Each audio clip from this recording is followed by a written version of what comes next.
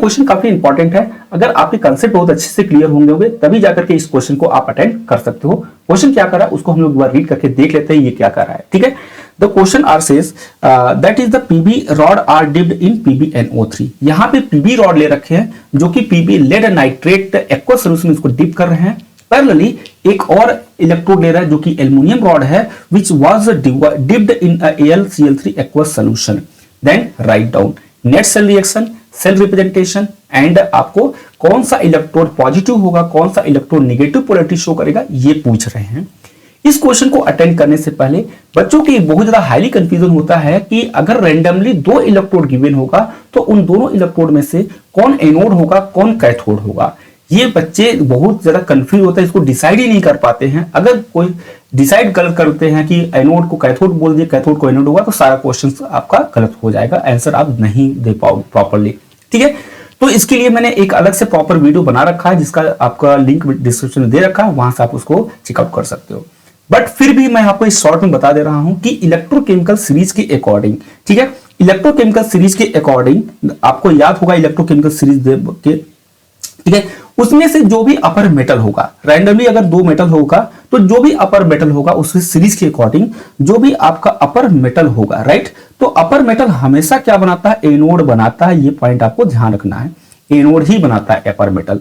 और जो lower metal होता है गाइस, और लोअर मेटल आपका हमेशा क्या बनाता है, कैथोड बनाता है। ये भी चीजें आपको पता होगा ही होगा।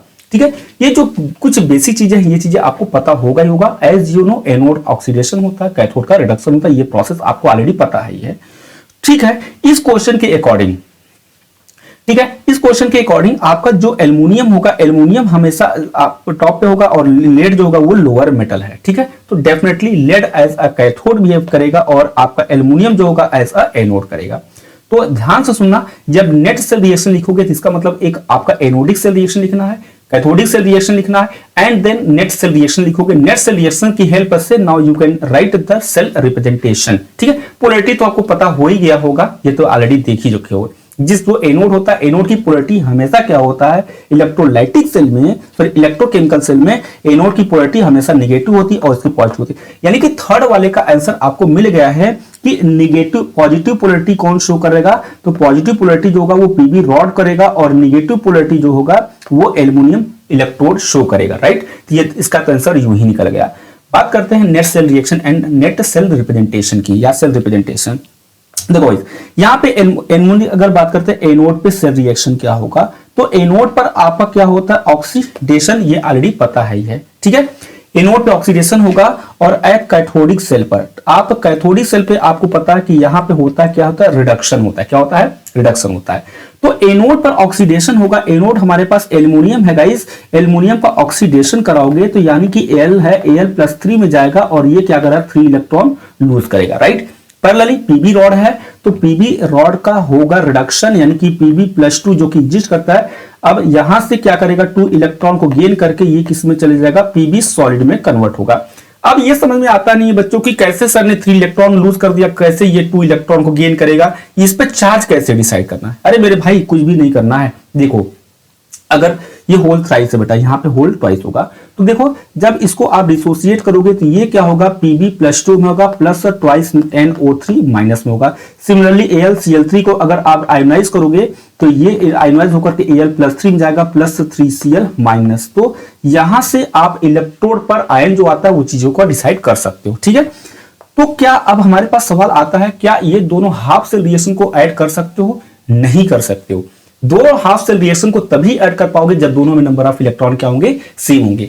अब देखो फर्स्ट वाले में 3 इलेक्ट्रॉन है जबकि सेकंड वाले में कितने इलेक्ट्रॉन है, 2 इलेक्ट्रॉन है। तो जाहिर सी बात है आप यहां पे ऐड नहीं कर सकते हो। तो ऐड करने के लिए पहले नंबर ऑफ इलेक्ट्रॉन क्या होना चाहिए गाइस, सेम होना चाहिए।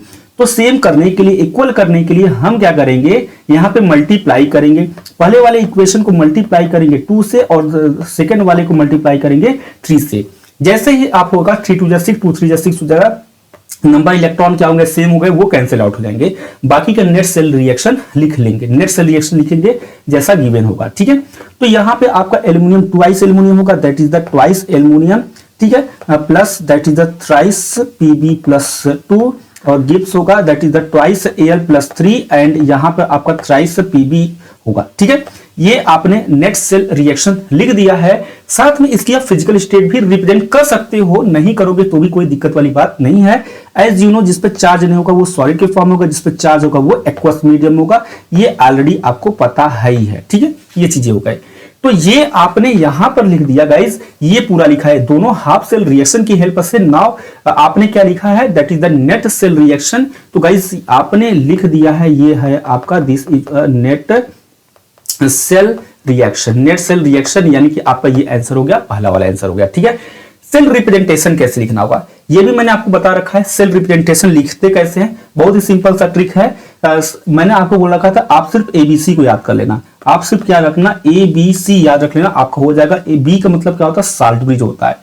ए फॉर एनोड, एनोड का ऑक्सीडेशन, एनोड पर क्या है, एल्युमिनियम, एल्युमिनियम का ऑक्सीडेशन यानी कि एल्युमिनियम किस में जा रहा है, Al+3 में जा रहा है। तो आपने देखा कि यहां एल्युमिनियम है, एल्युमिनियम से Al+3 में जा रहा है। साथ में कैथोड पर अगर देखोगे, कैथोड पर हमारे पास क्या हो रहा है, पीबी है, Pb+2 से किस जा रहा है, पीबी जा रहा है। तो आप यहां पे लिख दोगे दिस इज द Pb+2 है, और Pb+2 से किस में जा रहा है, पीबी में जा रहा है। और solid that is the aqueous, and now here this is the aqueous and this is the solid. तो आप यहां से भी इसके आंसर को बहुत ही इजीली तरीके से गाइस कर सकते हो, बहुत बड़ी मैटर नहीं है, इजी तरीके से यहां से आपका हो ही जाएगा। तो आई होप ये क्वेश्चन आपको समझ में आ गया होगा, काफी आसान क्वेश्चन है। अगर आपके कंसेप्ट अच्छे होंगे तो डेफिनेटली आप इस टाइप के क्वेश्चन को, सारे क्वेश्चन को अटेंड कर सकते हो। एक क्वेश्चन मैं और आपको दे रहा हूं, वो क्वेश्चन आप आंसर करोगे, उसका काफी बेसिक्स है। इस क्वेश्चन को अटेंड करोगे और साथ में आपका रिवीजन भी हो जाएगा अगर आपके कंसेप्ट अच्छे से क्लियर होंगे तो। आई होप यहां तक आपको समझ में आ गया होगा। इस क्वेश्चन को प्लीज अटेंड करना।